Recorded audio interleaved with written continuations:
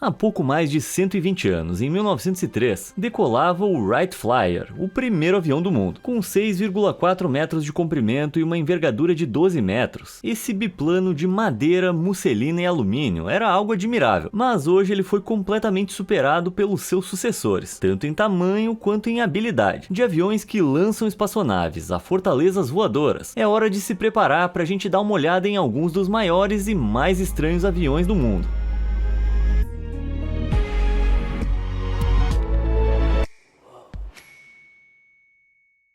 Ecranoplano infalível.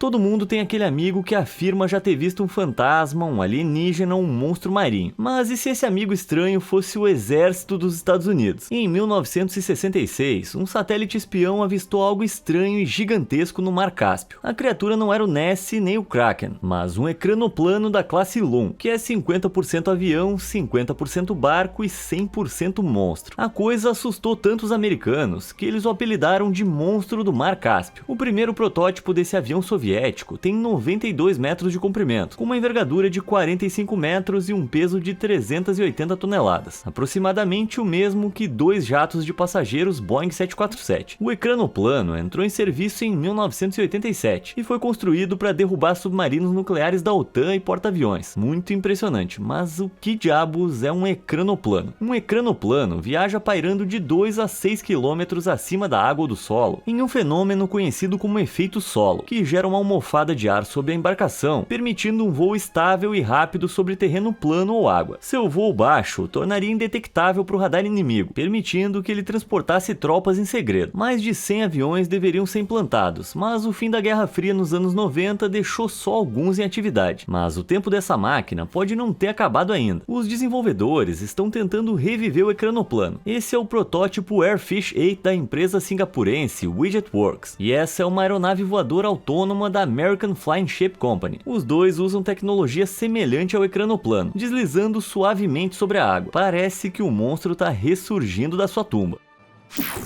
O Super Guppy.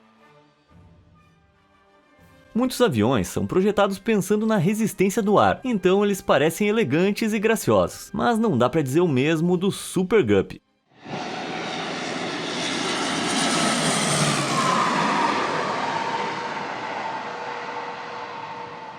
Essa bizarrice em forma de cilindro tem 44 metros de comprimento, 14 metros de altura e uma envergadura de 48 metros. É claro que você reparou na sua incrível baía de carga, que realmente dá a impressão de que ele deveria ver um médico. O convés de carga, com 33 metros de comprimento, é projetado para o transporte de outros aviões menores e até mesmo foguetes, com esse compartimento em cilindro permitindo que ele carregue uma carga útil de até 24.500 kg. Agora, para um avião de carga, isso não é muito, com grandes jatos de carga e cargueiros capazes de transportar até 10 vezes essa quantidade. Mas o Guppy consegue carregar sua carga facilmente porque o seu nariz se abre em ângulo de 110 graus, o que permite que grandes itens sejam embarcados sem obstrução. O estranho projeto do avião foi concebido no início dos anos 60 por John M. Conroy, um ex-piloto da Força Aérea dos Estados Unidos, que ouviu dizer que a NASA precisava de um avião com um compartimento de carga grande o suficiente para armazenar um foguete com 12 metros de comprimento. Conroy achou que seria possível encaixar uma estrutura em forma de bolha em um B-377, um avião a jato Boeing de longo alcance. No final do projeto, Conroy e sua equipe haviam transformado o B-377 tornando a fuselagem, que é o corpo principal do avião, 6 metros mais alta. Aquela enorme cabeça se abre que nem uma porta, permitindo que materiais grandes sejam facilmente içados. Os críticos da NASA pensaram que o avião ia ser muito desajeitado para voar, com um oficial dizendo que o design parecia um peixe guppy grávido. Bom, agora você já sabe de onde é que veio o nome. Esse pseudo-guppy provou a todos eles que estavam errados, decolando com sucesso em 19 de setembro de 1962.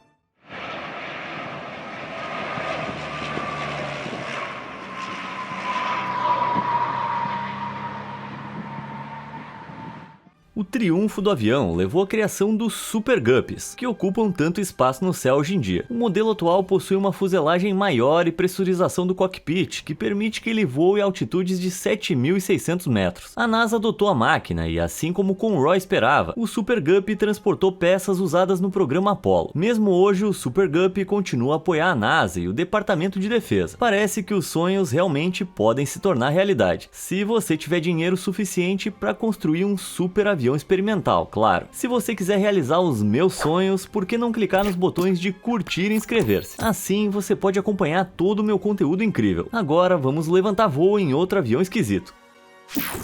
O impressionante Hércules. Em 1942, os americanos haviam acabado de entrar na luta da Segunda Guerra Mundial, e os submarinos alemães estavam afundando navios dos Estados Unidos enquanto transportavam suprimentos pelo Atlântico para os seus aliados europeus. Howard Hughes era um bilionário excêntrico, tipo um Elon Musk do século XX, só que sem Twitter e sem a ideia de colonizar Marte. Para ajudar no esforço de guerra, ele decidiu construir uma aeronave como nenhuma outra, o Hughes H-4 Hercules, o maior hidroavião que o mundo já tinha visto. Com 97 metros de envergadura, ela é maior do que a da Estátua da Liberdade, sendo também a maior da sua época. Sua fuselagem tem 66 metros de comprimento, 24 de altura e pesa colossais 180 mil quilos. Seu interior era tão cavernoso que podia transportar 750 ocupantes e era movido por 8 motores de hélice. Uma visão e tanto, embora nem todo mundo estivesse impressionado. A necessidade incessante de perfeição de Hughes significava que o seu avião não estava completo até 1946, momento em que a guerra já havia acabado. A construção do avião custou 23 milhões de dólares, o que equivale a 340 milhões nos dias de hoje. E por quê? Bom, as restrições de guerra ao alumínio junto com seu tamanho enorme significava que não podia ser feito do metal. Então, tendo em mente o seu tamanho e peso de decolagem, ele teve que ser feito de madeira. Obviamente, isso significava que era necessário um extenso trabalho de design para garantir que não se desintegrasse ou pegasse fogo durante o voo. Isso levou os críticos a chamá-lo ironicamente de ganso de abeto, embora na verdade ele seja feito de bétula. Mas apesar do seu tamanho gigantesco, esse avião ainda conseguia percorrer 2.600 milhas náuticas, ou 4.800 quilômetros, embora nunca tenha chegado tão longe. Em 2 de novembro de 1947, o Ganso decolou por 26 segundos por 1,6 km, a uma altitude de 21 metros acima da água. Até hoje esse é o único voo que o avião já completou. Hoje você pode visitá-lo no Museu de Aviação e Espaço Evergreen, que fica em Oregon, nos Estados Unidos. Avião-baleia. Sempre que eu vou fazer compras, eu preciso de pelo menos 2 carrinhos para levar minha comida. Sim, eu sou um garoto esfomeado. Em vez de um segundo carrinho, talvez o que eu precise seja do Airbus Beluga XL.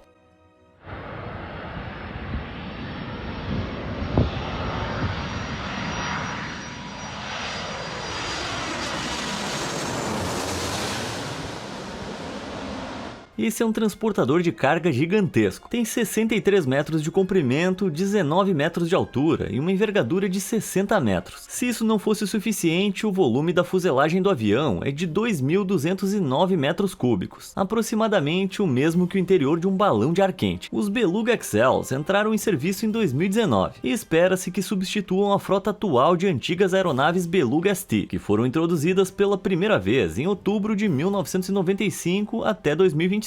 Mas por que os Belugas ST estão sendo levados para o ferro velho? Bom, a Corporação Aeroespacial Europeia Airbus precisa de grandes aeronaves para transportar grandes partes de aviões para os seus pontos de montagem em Toulouse, na França, e em Hamburgo, na Alemanha. A Airbus primeiro usou o nosso velho amigo, o Super Guppy, para transportar peças antes do Beluga ST, mas o aumento no número de aeronaves comerciais maiores significavam que eram necessários aviões de carga ainda maiores para transportar peças ainda maiores. Em 2013, ficou claro que a Airbus precisava atender encomendas ainda maiores, e aí ela iniciou o programa XL em novembro de 2014. O desenvolvimento de novos modelos custou 1 bilhão de euros, que em dólares é aproximadamente 1,12 bilhão. Nossa, dá pra comprar muita boina, massa, cornetas alpinas e outras coisas tipicamente europeias com tanto dinheiro. Os XLs foram bem-vindos ao mundo após completarem o seu voo inaugural em 19 de julho de 2018. Todo esse volume extra significa que eles conseguem carregar 30% a mais do que o modesto Beluga ST, dando uma carga útil total de 48,5 toneladas. Imagina quanta comida dá para colocar lá dentro. Eu nunca mais ia passar fome. Ave de metal.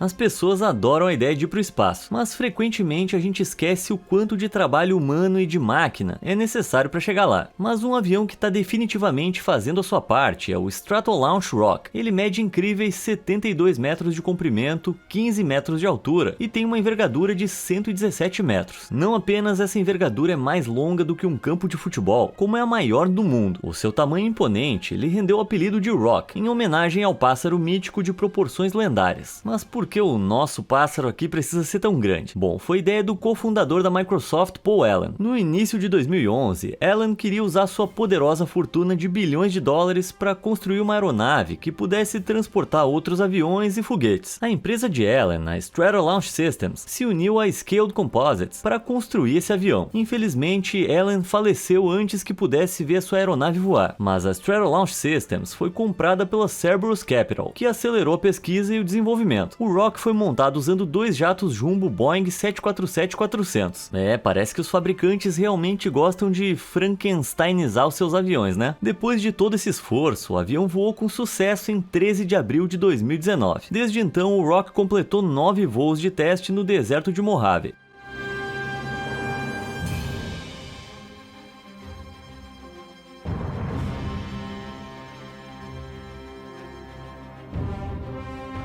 Você pode achar que esse avião esbelto ia quebrar que nem um palito de dente sob qualquer tipo de peso, mas ele consegue realmente carregar até 228 mil quilos, que é o mesmo que 2 baleias azuis, o que, claro, é uma carga muito comum em aviões. Em certo momento, esse avião vai usar os seus 6 motores turbofan para transportar 3 foguetes a uma altitude de 9.150 metros. Se ele consegue carregar foguetes enormes com apenas 6 motores, imagina o que ele poderia fazer com 50. Não, calma, eu tô brincando. A menos que tenha outro bilionário por aí disposto a tornar isso realidade. Metal pesado.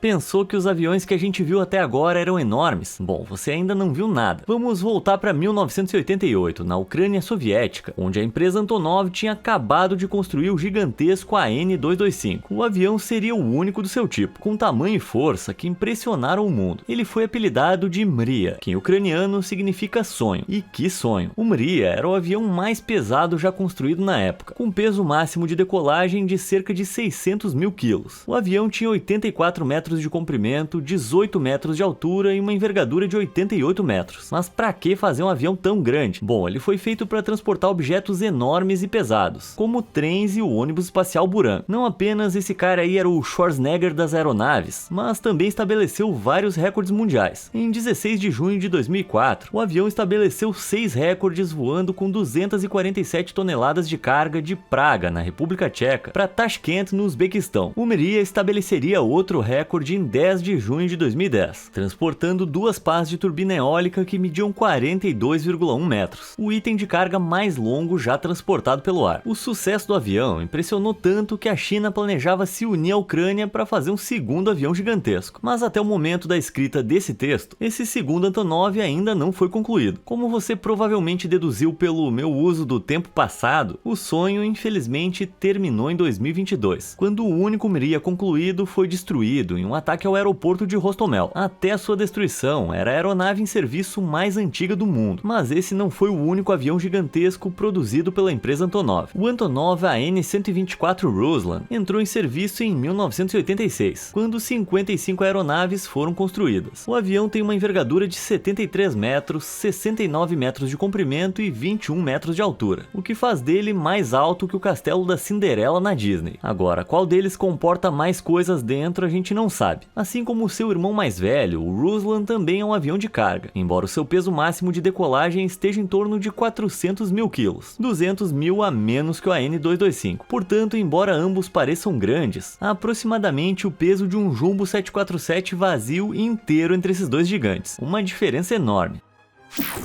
O gigante dos céus. Você já trabalhou duro em alguma coisa e depois descobriu que ela era completamente inútil? É um sentimento péssimo. Eu já passei 2 anos tentando fazer uma receita de sopa e foi um fracasso. Mas a minha dor não é nada em comparação com o que a Airbus deve ter sentido depois de terminar o Airbus A380. O quadrimotor de 2 andares foi desenvolvido para competir com o domínio de mercado do Boeing 747 e alçou voo com sucesso em 18 de janeiro de 2005. O seu grande tamanho lhe rendeu o apelido de Gigante dos Céus. Olha que coincidência. agência, foi assim que as comissárias me chamaram na última vez que eu voei. O avião mede 73 metros de comprimento, 24 metros de altura e tem uma envergadura de 80 metros. Com capacidade para 853 pessoas, o Airbus é o maior avião do mundo em volume de passageiros. E isso é muita gente sentada. Na verdade, são 279 pessoas a mais do que a maior sala IMAX do mundo, que pode acomodar 574 pessoas. Antes de começar a ter pesadelos com lugares lotados, saiba que nenhuma companhia aérea realmente voou com 853 pessoas a bordo. A maioria dos voos decola com cerca de 480 a 520 passageiros. No geral, você pensaria que a Airbus estaria bastante satisfeita com seu grande avião. Olha como ele se compara ao seu A318, parece uma criança do lado desse monstro. Mas tamanho não é tudo. O A380 não consegue viajar tão longe quanto o menor e mais eficiente Airbus A350.000. Nossa, essa empresa precisa ser um pouquinho mais criativa com os nomes. Embora o A380 possa viajar a mais de 14.800 km, o A350 consegue percorrer um pouco mais de 16.000 km. Além disso, descobriu-se que o A380 consome muito combustível, cerca de 17.400 litros por hora. Quando a pandemia de 2020 chegou, colocou milhões de aviões em solo. Muitas companhias aéreas, exceto a Emirates, descontinuaram o uso do A380 e o trocaram pelo A350 muito mais jovem e vibrante. Eu sei como é que é porque a minha ex me substituiu por um modelo bem mais impressionante. Avião caro. Se você gosta de gastar quantias insanas de dinheiro em projetos ridículos, então eu tenho uma história pra você. E pode me mandar uma mensagem porque eu tenho uma ideia de sopa que é sucesso. A nossa história começa com o C-5M Super Galaxy. Esse avião de carga militar tem 75 metros de comprimento, 20 metros de altura e envergadura de 68 metros. Uma fera com certeza. O C-5M é tão grande que não cabe na maioria dos hangares. A Força Aérea tem que permitir buracos nas portas dos prédios para que a cauda do avião fique de fora. O C-5M consegue transportar 127.459 quilos, o suficiente para um tanque, 6 helicópteros ou, para os fanáticos por tênis de mesa, 24.844.746 bolas de ping-pong. Mas nem sempre foi tão fácil para o C-5M. Em 1965, as forças dos Estados Unidos precisavam de um avião superdimensionado para transportar equipamentos de combate para o Vietnã. A Lockheed Corporation assumiu o desafio, mas acabou sendo uma tarefa maldita. Em primeiro lugar, a construção foi prejudicada por atrasos, depois que foram encontradas rachaduras nas asas do avião experimental. A Lockheed ultrapassou o orçamento em 2 bilhões de dólares, elevando seu orçamento total para 5,1 bilhões, o que equivale a mais de 39 bilhões de dólares hoje. Até que a Lockheed criou o C-5 Galaxy, que foi recebido no mundo com uma viagem inaugural em 30 de junho de 1968.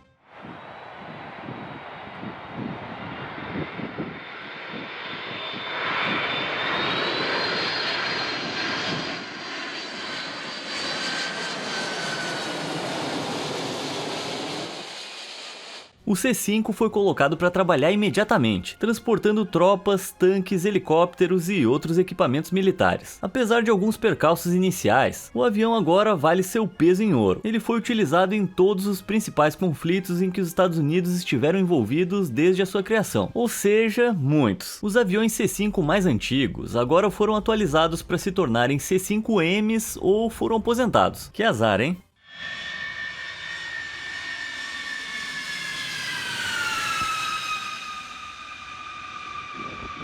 A nova aeronave é realmente muito, mas muito grande. Com 54.400 kg de carga, o avião ainda consegue voar até 8.890 km.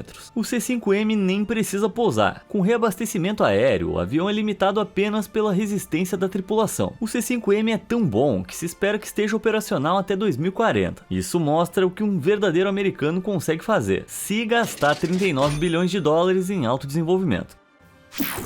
Reputação nas alturas.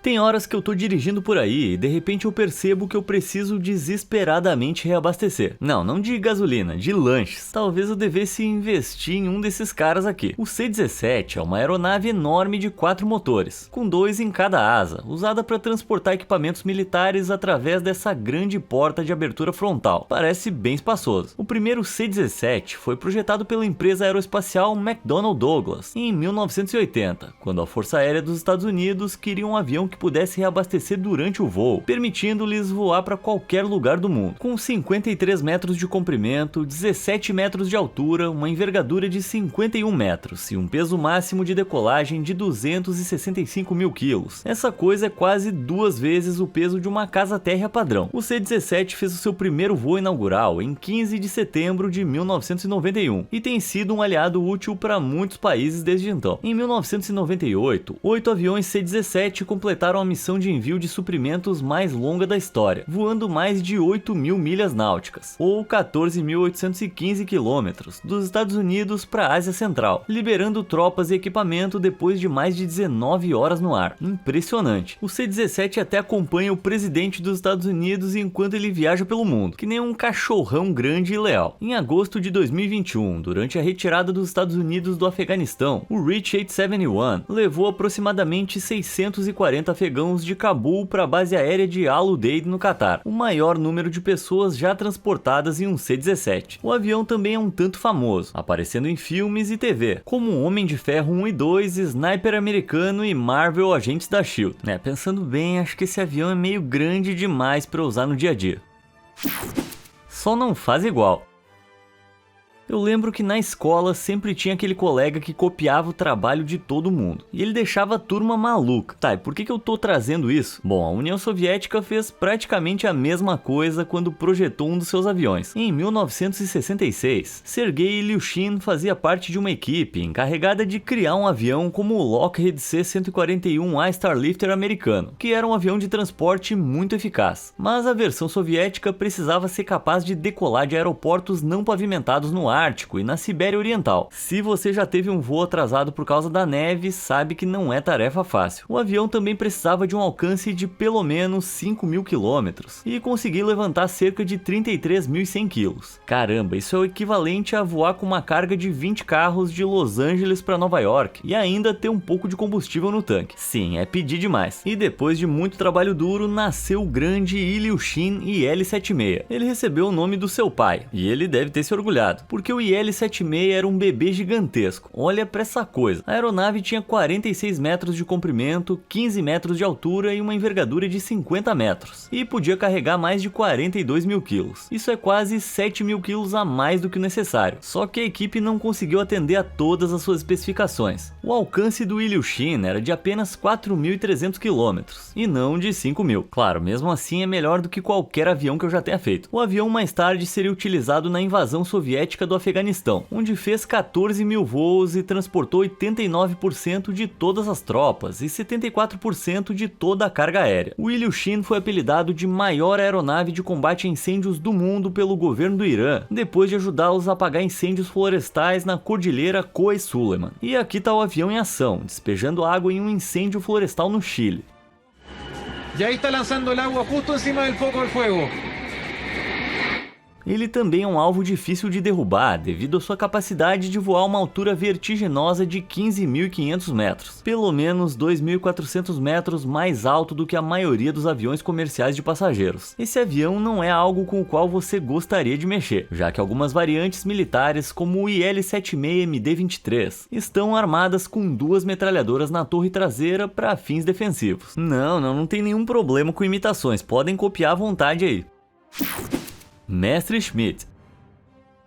Vamos voltar a uma época que trouxe todo tipo de arma selvagem, a Segunda Guerra Mundial. As forças alemãs estavam tentando invadir a Grã-Bretanha, mas precisavam de um veículo grande para transportar tropas pelo canal. Em outubro de 1940, o fabricante alemão Messerschmitt foi encarregado de projetar um grande planador de transporte que pudesse pousar em solo inglês, e eles tiveram apenas 2 semanas para fazer isso. E assim a Messerschmitt criou o Me-323 Gigant, um brutamontes voador que tinha 28,2 metros de comprimento, 10 metros de altura e uma envergadura de 55 metros. Ele pesava mais de 30 toneladas, e esse era o peso dele vazio. O Me-323 podia transportar 100 soldados, um tanque, um veículo blindado ou um canhão de grande calibre, o que quer que os alemães quisessem. Feito principalmente de uma estrutura de madeira, que era leve o suficiente para fazer sua fuselagem maciça voar, o Gigant era capaz de resistir ao violento ataque de tiros de metralhadora, o que eu tenho certeza certeza que os alemães gostaram. Mas nem tudo nessa aeronave era uma maravilha. Apesar de ser feito de madeira, ainda era incrivelmente pesado, o que significava que não era a máquina mais ágil. Além disso, seus motores, cockpit e depósito de combustível não eram cobertos por essa estrutura, tornando os alvos muito vulneráveis. Eu tô começando a entender por que a gente não vê mais esses caras, mas o fato deles serem completamente impraticáveis não é a única razão pela qual eles não estão por aí hoje. Em 22 de abril de 1943, 27 ME-323 estavam sendo escoltados por aviões Bf-109 perto da Sicília, mas foram emboscados por 7 esquadrões de Spitfires P-40, que são aviões de ataque. Apenas 6 dos 27 ME-323 sobreviveram, e depois do fim da guerra acredita-se que todos os gigantes tenham sido destruídos. Ainda assim, para um avião de guerra daquele tamanho, feito de madeira e projetado e construído em questão de semanas, é um milagre que tenha durado tanto tempo. Um pouco de ciúmes. Imagina só, você acabou de voar com sucesso através do Atlântico pela primeira vez na história humana. É um triunfo, um grande sucesso. Ninguém acreditava que isso era possível. Então, 2 semanas depois, 2 caras britânicos fazem exatamente a mesma coisa. E para piorar, eles ganham todo o crédito. Essa é a história do piloto americano Albert C. Reed, que realizou essa incrível façanha no Curtiss NC-4 em 1919. Se voar pelo Atlântico não é o suficiente para você, o NC-4 também é o detentor do recorde mundial do Guinness como o maior biplano do mundo. Um biplano é uma aeronave com 2 asas empilhadas uma sobre a outra. O NC-4, ou Nancy Bolt, como também é chamado, tem 21 metros de comprimento, 7 metros de altura, uma envergadura de 38 metros e um peso operacional de 12 mil quilos. Seu antecessor, o NC-1, estabeleceu o precedente para o quão grande esse avião era em 1918, transportando 51 passageiros em um único voo, um recorde mundial na época. Só que estava longe de ser um voo espaçoso, como dá para perceber ali pela galera sentada em cima dos motores. O NC-4 tinha o layout de 4 motores do NC-1, com todos os 4 biplanos NC construídos para a Marinha dos Estados Unidos afundar submarinos alemães durante a Segunda Guerra. Mas esses aviões nunca sentiram toda a fúria da batalha, pois a guerra acabou antes que pudessem ser amplamente utilizados. Reed voou com seu Nancy Bolt por 24 dias, depois de decolar da estação aérea naval em Rockaway Beach, Nova York, em 8 de maio de 1919. Ao longo do caminho, ele fez paradas intermitentes antes de pousar em Plymouth, na Inglaterra, em 31 de maio de 1919. Que grande feito, né? Mas aí em 14 de junho de 1919, os aviadores John Alcock e Arthur Whitten Brown voaram sem parar de Newfoundland para Irlanda em menos de 72 horas e ganharam um prêmio de 10 mil libras, que equivale a mais de 500 mil dólares hoje. Em 1974, Nancy Bolt foi aposentado e colocado no Museu de Aviação Naval em Pensacola, no estado da Flórida, onde pode ser visto hoje em dia. A realização de Reed foi ofuscada, e hoje são Alcock e Brown que as pessoas provavelmente lembram mais. Curioso, porque eu jamais teria pensado que algo tão grande quanto Nancy Bolt pudesse ser ofuscado. Bom, esses foram alguns aviões estranhamente grandes. Qual dessas máquinas monstruosas fez o seu coração voar? E teve alguma aeronave que eu não mencionei? Me conta nos comentários aí embaixo e obrigado por assistir.